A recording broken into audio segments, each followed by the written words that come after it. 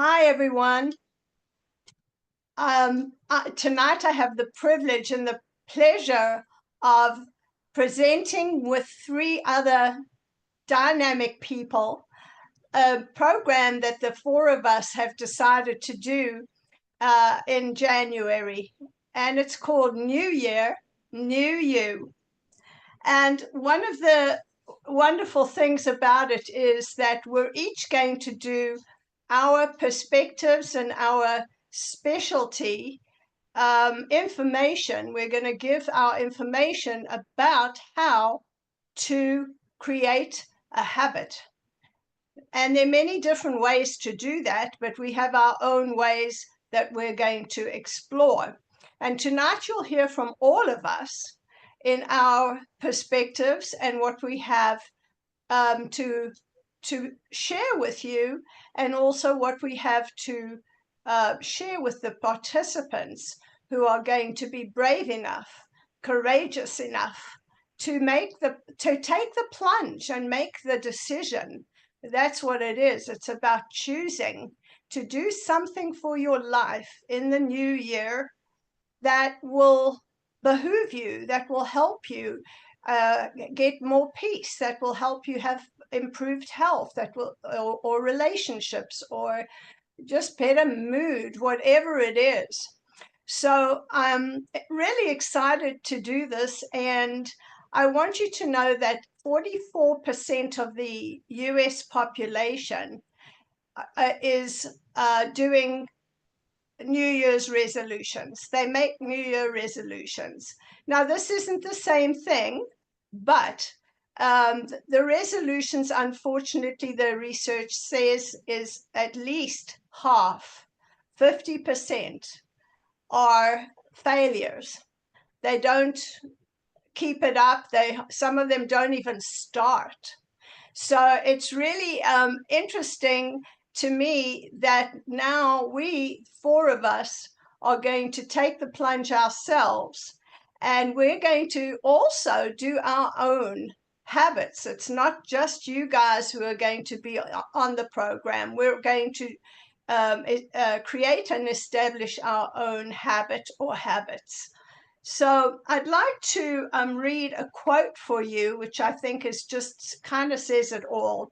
And this is from F.M. Alexander, and he is from the Alexander method, which is a movement therapy method. And he said, people do not decide their futures.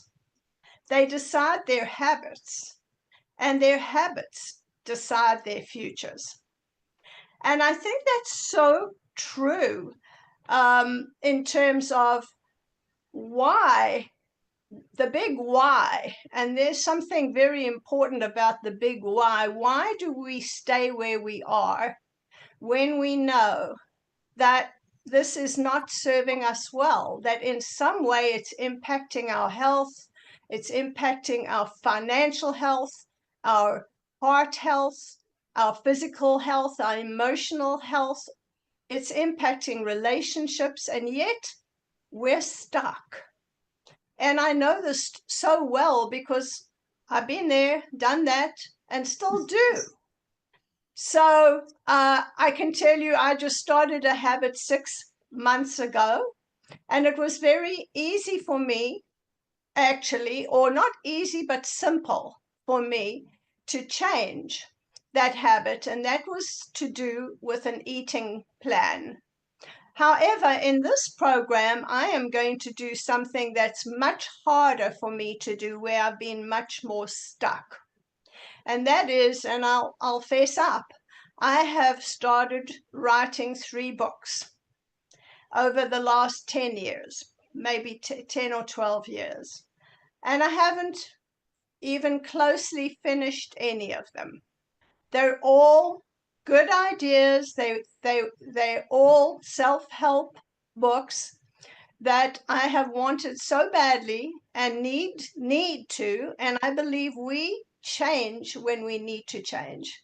And I feel that I need to change my perspective about writing a book and to do all the things that I know and that I know about the brain particularly in terms of what it takes to develop a new habit that would be promising for you, that would be positive for you, for me, that would be definitely improving my life on so many levels. So the New Year, New You is all about changing small little habits for big payoffs. And it could be in health or wealth or abundance, whatever you have in your mind. And I'm hoping all of you on the Zoom and who are going to watch the recording are starting to think about, what is it I need to do? And the new year is as good a time as any. And of course, we can do it anytime. So we are all creatures of habit. And in reality, that's good and bad. And it's good and bad because it's good because we brush our teeth night and day. We establish habits that are good for us, that we should continue with. But there are other habits that we establish that are not good for us, and they're not serving us. And it's not like brushing your teeth or going for a walk for a day. And I know you know what that is for you. So it's really important. I mean, so you can go from the sublime to the ridiculous. You can go to eliminating sugar, or trying to eat fewer carbs, or being more at the gym and taking care of your physical body, going to more ages grace classes on Zoom, wherever, or yoga, developing stress management techniques, sleep strategies for sound sleep, and so on. And they can be huge, like improving a relationship with a loved one, or contacting a loved one that you've been removed from and starting a new relationship, whatever it is. And for me, my part here is all about the mind and how the brain works in order to establish these particular processes. So it takes a lot. It's not magic and it's not a miracle, but it takes work and action. And I seem like I don't have the page I wanted to read about, but there's certain things I'd like to share with you, and this is really going to be a memory test for me, which is great. So I'm going to be talking about how it works in the brain, what happens in the brain, how the dopamine rush is part of it. There's something called a progress loop, where the progress comes from certain things that we do, and I'm not going to go into it now. It's also called a habit loop. There's also something called the body budget balance. It's like balancing your checkbook. You have to balance your body, and I'll explain that too. And I'll go into things like, why are we stuck in our stories? What happens when we are, and why can we not move away from that?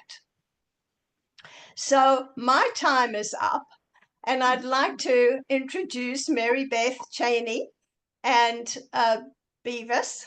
So it's Ada, and she's going to take over, and she's one of our wonderful speakers and presenters, and take it away, Maribeth. Okay. Thank you, Lana. So my background is in teaching, specifically teaching English and teaching writing. But I've been teaching senior fitness for almost as many years as I was in the classroom. So I focus on writing affirmations, writing that change, writing it down. And there's power when we write something down. When we commit to it, we commit it to paper.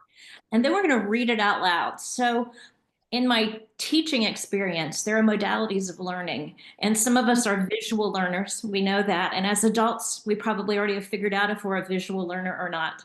We could be an auditory learner that needs to hear things. And we know as adults whether we fall into that category or not. Some of us are kinesthetic learners, and we need to move to learn. Those are our kids that get labeled as ADD because they have to tap, they have to move. They're really, a lot of them aren't ADD, they're just kinesthetic learners, and their bodies need to move to learn. So we're going to try to incorporate all those things. You're going to write an affirmation, so you're going to be seeing it. You're going to read it out loud, so you're going to be hearing it. And then we'll show you how to move through your body to feel that affirmation in your body. The affirmations, and we may have to start with an affirmation that goes all the way back to how you feel about change. In my master's degree work, I had to take a whole course on change, and I had a bad attitude because I thought, what are they going to talk about for all these weeks about change? But it was really fascinating. So if we want to change something, first we have to have a good attitude about it, or else the change isn't going to last. So your first affirmation may be lying to yourself. It may be something like, I love change because it's exciting and it's new and it's adventurous. And you may not believe that at all. But as Lana was saying, we're retraining our brain. We're writing a new script, a new wire for our brain to loop and loop and loop. So that first affirmation that says, oh, I just love change. I embrace it. I look forward to new things. That may feel like a big fat lie. And that's okay. It's the fake it till you make it. So you're going to be writing that affirmation about change, whatever it's going to be. Part of your affirmation will be your why. And the why is important because it reminds you why this is important. So I'm going to give up sugar might be your affirmation because I want to have more energy. I want to be healthier. And you're going to have a list of the things of your whys.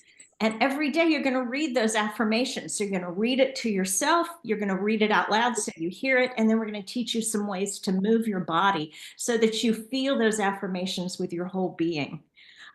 So that's sort of my part in all of this. I'll hand it off to Tracey. Okay. Thank you. So yes, we're excited to be doing this course together. We're starting the first Monday in January. And my part is emotional. It's dealing with people that have had substance abuses, anything, including food, which has been a big part of what I've been through in my life. And I was doing some research today, and are statistics that people give up their New Year's resolutions within 2 weeks, usually about 14, 15 days. So that's kind of crazy. And well, it's not really crazy because of human behavior, but just it's nature of the beast. And trust me, I do know. I, with my mom, started the carnivore plan in June, which was 6 months ago, and I fell off several times. And then Christmas Eve, which was a few days ago, to Christmas Day, I did again. And then I read somewhere that said, don't worry about Christmas Eve to New Year. What you need to worry about is New Year's Eve to Christmas. So it made me feel a little better. But I do believe that making a commitment, when people have a substance abuse or they've been, or they don't no longer have one, like I'm so blessed to no longer have the 5 that I had, different things come into play, and different triggers come into play, different things that make you, for me, none of the other ones, but definitely the food is one that is challenging, especially this time of year. And there's always something, there's always a party, there's always an event where there's some sort of food or a restaurant gathering, so I made it through Thanksgiving, but alas, didn't make it through the last week. So that being said, we're each going to make a commitment. And like what Maribeth was saying is a declaration or an affirmation. For me, it's going to be no longer eating at night. That's something Denise and I have spoken about in the past. I can be just the best little soldier all day long. I do my intermittent fasting, my carnivore, and then come 8:30, 9 o'clock, and I'm feeling snacky. And I really believe if I didn't have that, you know, it would be the extra weight would come off because I've been so good. I've lost quite a bit, but I just keep on that extra weight. And I believe that that is the late night snacking because it sits in my body and when I go to sleep. So not only am I going to be doing that with everybody joining in to help with my mental balance. Carnivore, one of the things about it is it helps people with depression and anxiety, which I don't have, but I don't want to have it. And when I eat clean, I feel so much better. I also have joined a group today of all women, and this one woman was explaining something called the Hard 75. It's a commitment for 75 days where you do 5 things.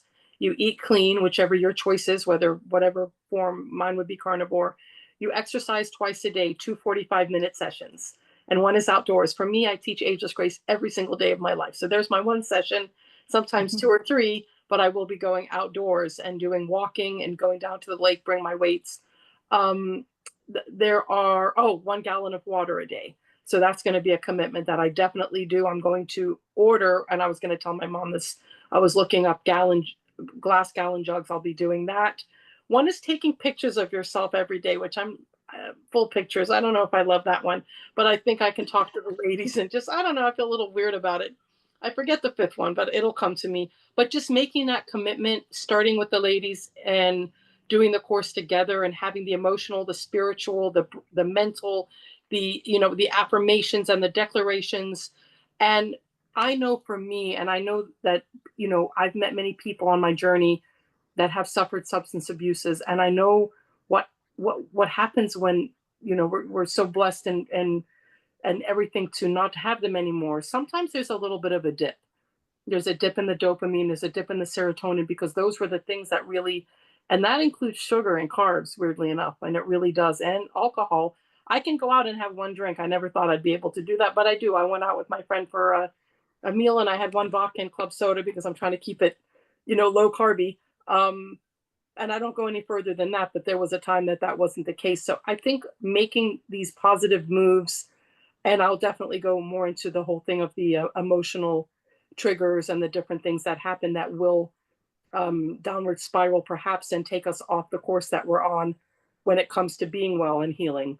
So I think that, you know, there's videos that I'm going to suggest that really helped me, and I'll put them on as part of the course. Each of these weeks that we're doing, the 4 components, is so important. And that way we won't jump off. And I don't want it to be like a New Year's resolution. I just want it to be a life change. I know for me that I've been struggling for 3 years with not eating at night. So it's going to be a commitment. And I'm the kind of person that if I do set my mind to something, I do stick to it. I'm really glad that I'm able to do that. But I haven't really put it out in the universe, and I haven't specified like I will be not eating after 7:30 anymore, no more. So I'm just going to continue on that path. I'm just so glad to be doing it with these ladies because it'll help other people, but I know it'll help us. So I'm going to pass it over to beautiful Denise Medved, and she's going to talk about her part in this. Well, thank you so much, Tracey, and all of you. Something that we all have in common is that we're all Ageless Grace trainers. We train people to be educators in the Ageless Grace program, and the educators then teach people classes and programs, and we all teach classes and programs as well. So one of the things that works really well when you are attempting to create a new habit, we're not calling it a resolution, as you've already heard from everyone else, but an affirmation or a declaration of something that is meaningful to you, that you want to create, to invite into your life. So one of the steps is to attach it to another habit that you're already doing that's good. Figure out what's the time of day that you brush your teeth or drink a cup of tea before you go to bed or take your walk every afternoon. If you've already got a positive habit going, then you can say right before that, I'm going to practice my new habit. Right after that, I'm going to practice my new habit, so that they're linked together. You've heard of wiring neurons together. Well, this is a similar thing. It's wiring the one you already have down, you're doing a good job with that, to a new one that you want to do a good job at doing. So one of the ways to do that, I like to call it spiritual. You could also call it environmental. is something we call environmental affirmations, which means you see that affirmation, you see a reminder of it. So you go like, oh yeah, that's what I'm choosing to believe. Oh yeah, that's what I'm choosing to invite into my life or manifest. So how does that work? Well, there's something called feng shui, FENGSHUI, 2 words, and it means wind and water. And guess what those are? Those are the catalysts of change. They're big and powerful, and they always change the way things look, the way they feel, the result that comes out of them. So when you use the practice of feng shui, which is also called an art, it's an ancient art, it's not a science, it's not magic, it's not metaphysical, but it is very spiritual because it's with the intention, almost like a prayer, of creating something that you can see to remind you of what path you have chosen to be on, what habit you're inviting into your life. So what do I mean by that? Some people do things like create vision boards. It's a tangible thing that you can see, and they might clip out photos or magazine pictures, or maybe even pick up things like a flower or a twig, and they glue it on to a board or a panel, and they put it somewhere where they can see it, and it reminds them, oh yes, that's what I'm manifesting in my life. In feng shui, it's also often the arrangement of objects or the arrangement of space around those objects so that you see them every day and you say, oh yeah, that's what I'm working on. So how would you do that? You might take a tabletop and take everything off of that tabletop, a side table, a small table, and say, I'm going to put objects on here that remind me of what it is I am going to affirm in my life. And that physical affirmation is also a spiritual experience. You're saying, okay, let's say that my goal is to write a new book, which Maribeth and I just finished doing, by the way. It's called Tell Me Something Good. We'll tell you a little bit more about that because it's full of affirmations for 52 weeks of the year, and with 3 physical activities that you can do and a spiritual activity, all what she said, visual, auditory, etc. So it's a fun thing to do and go through for 52 weeks, not 365 days, because we've found out that a lot of people have a difficult time creating a new habit that you do every single day. This is one where you have goals and you say, I'm going to do that this week, and then I'll have some more goals. So that affirmation, if I wanted to write a new book, might be that I set on the tabletop a beautiful pen that I love. It might have, for me, I like shiny things, so it might have crystals on it.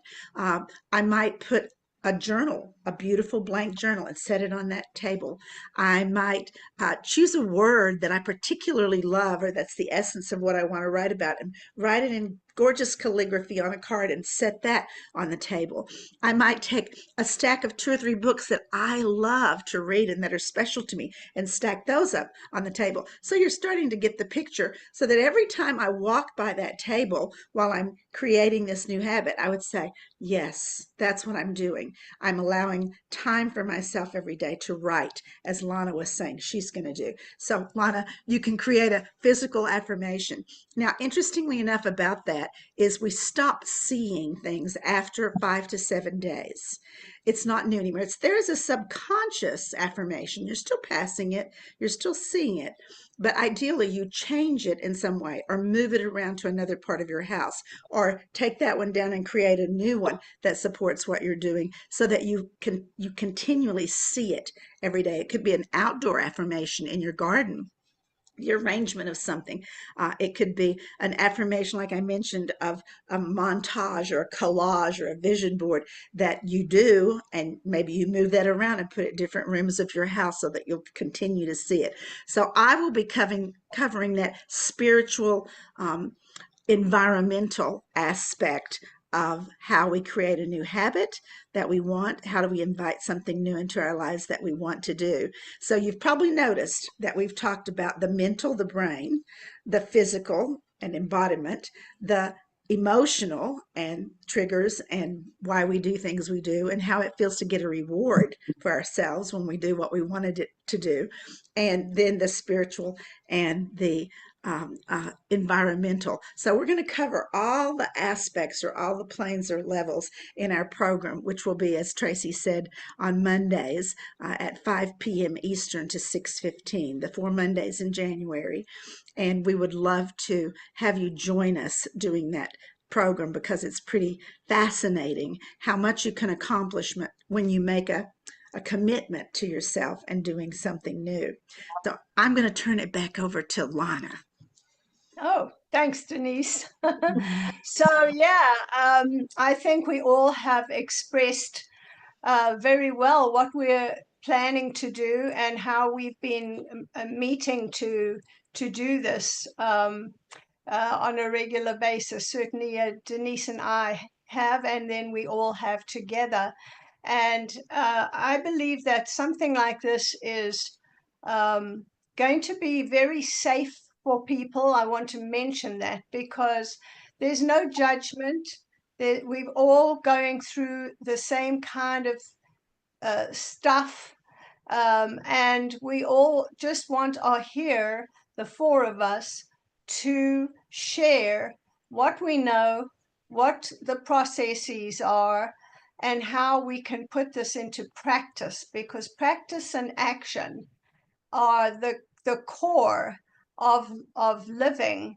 This is what it is, and it's usually the four aspects: the physical, the brain, or the cognitive, and the mental, the emotional.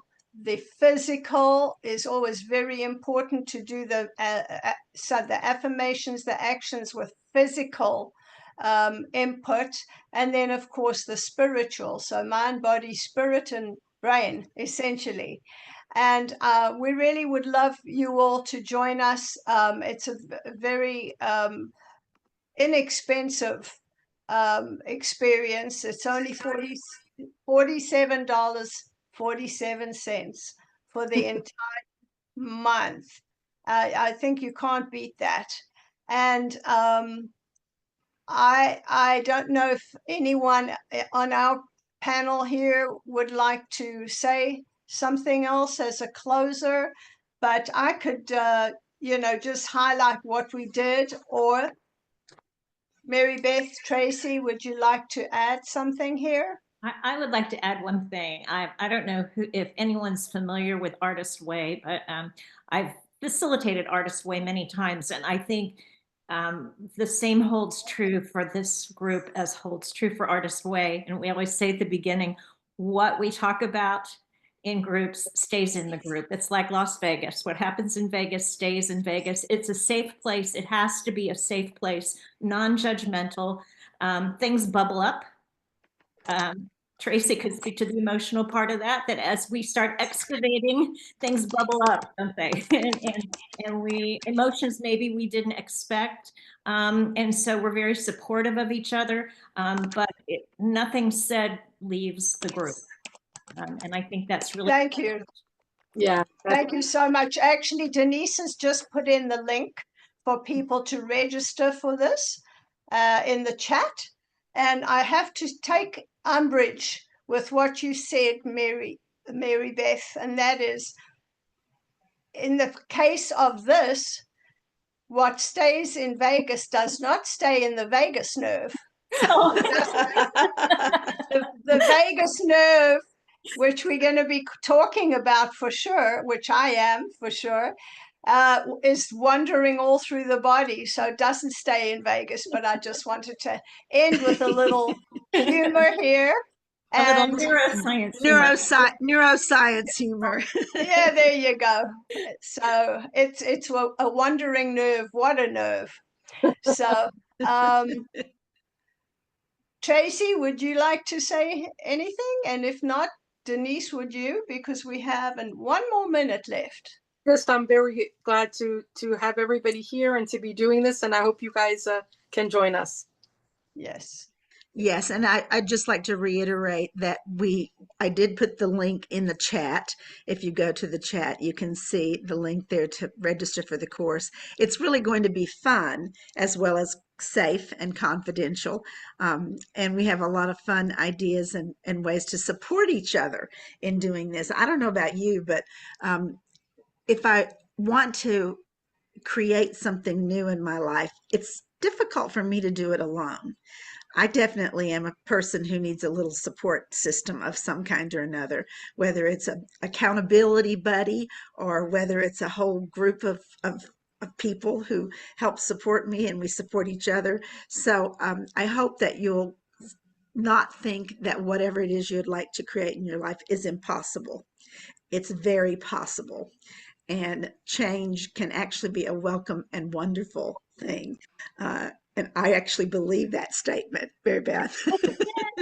I really know it can be a great and wonderful thing. And so I invite you all to, and again, the four of us are going to speak openly about what we are wanting to change. And we're going to go through this with you and be honest about ourselves and how we're doing. So, And they also, just to mention, can bring their own buddy. yeah. Because we are going to work in groups and potential buddies. And this is a great way to establish trust and to work together on a project like this, which is so important. I can't tell you how having a new habit is so important. So with that said, I'm going to switch off the recording, and then we'll have all have time to talk and chat.